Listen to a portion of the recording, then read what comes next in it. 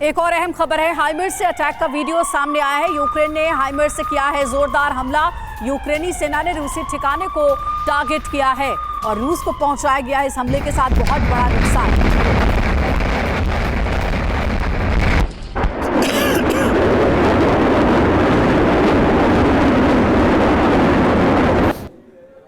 भीषण जंग के बीच यूक्रेनी सेना की ट्रेनिंग चल रही है। यूक्रेनी सेना ले रही है मोर्टार दागने की ट्रेनिंग के बाद फ्रंट लाइन पर रूसी सैनिकों से होना है सामना।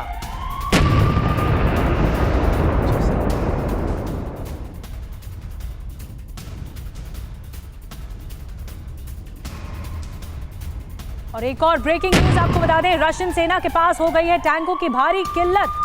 ब्रिटिश डिफेंस मिनिस्ट्री की रिपोर्ट में सनसनीखेज दावा किया गया है, जुगाड़ के टैंकों से जंग लड़ी जा रही है रूसी आर्मी की तरफ से। सोवियत दौर के 6 दशक फ्रीडम ऐप से सीखकर क्या आपने देसी मुर्गी का पालन शुरू किया है? अगर ऐसा है तो आप अपनी देसी मुर्गियों को 1 करोड़ फ्रीडम ऐप के जो ग्राहक हैं उन्हें बिना किसी खर्चे के आप उसे बेच सकते हैं। पुराने टैंक से लड़ रहा है रूस। तो ये बड़ी खबर बता रहे हैं आपको कि कैसे रशिया के जो टैंक्स हैं वो आउटडेटेड हो गए हैं और उसे अपग्रेड नहीं किया गया है। तो देखिए, लगातार ये कहा जा रहा है कि रूस की जो सेना है, पुतिन अभी अपने शक्तिशाली और आधुनिक हथियारों का, टैंकों का इस्तेमाल ही नहीं कर रहे हैं। अगर ऐसा है तो फिर क्यों है?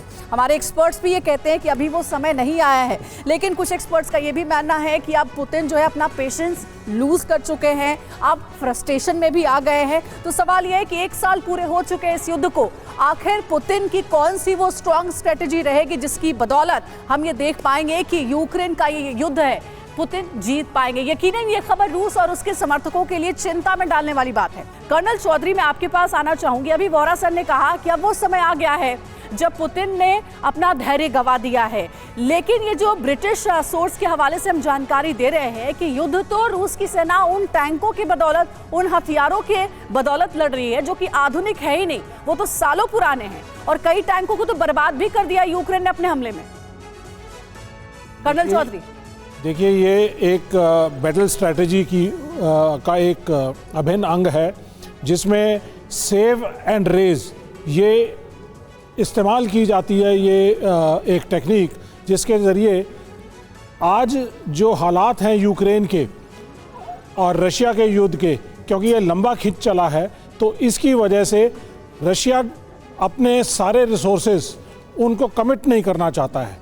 वो अपनी जो रिसोर्सेज हैं उनको बचा कर चलना चाहता है, क्योंकि अगर उसने सब कुछ अभी आज ही सब कुछ झोंक दिया तो आने वाले समय में अगर मान लो कि नेटो का कोई एक बड़ा अटैक होता है या नेटो कुछ और प्लान करता है तो उसके लिए उसके पास डिफेंसिव मैकेनिज्म नहीं बचेगा।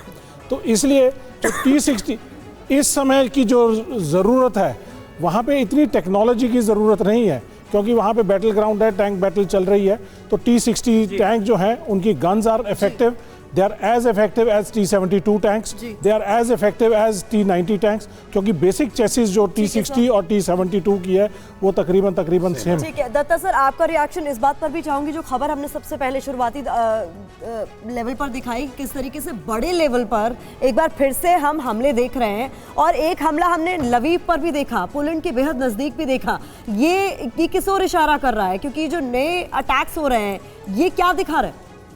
देखिए, ऐसा कि जो प्रेजेंट स्ट्रेटजी चल रही है और जो एरिया ऑफ इंटरेस्ट और एरिया ऑफ कन्फ्लिक्ट अभी चल रहा है, अभी फर्स्ट प्रायोरिटी रूस की है बख्तमुत को पूरी तरह से कब्जे में लेके उसको एक विक्ट्री शो करने के लिए। तो फिलहाल उनका पूरा फोर्स बख्तमुत में लगा हुआ है। एट द सेम टाइम वो नहीं चाहते कि यूक्रेनियन फोर्सेस किसी और फ्रंट से साइड स्टेप करके बख्तमुत को रिन्फोर्स करे।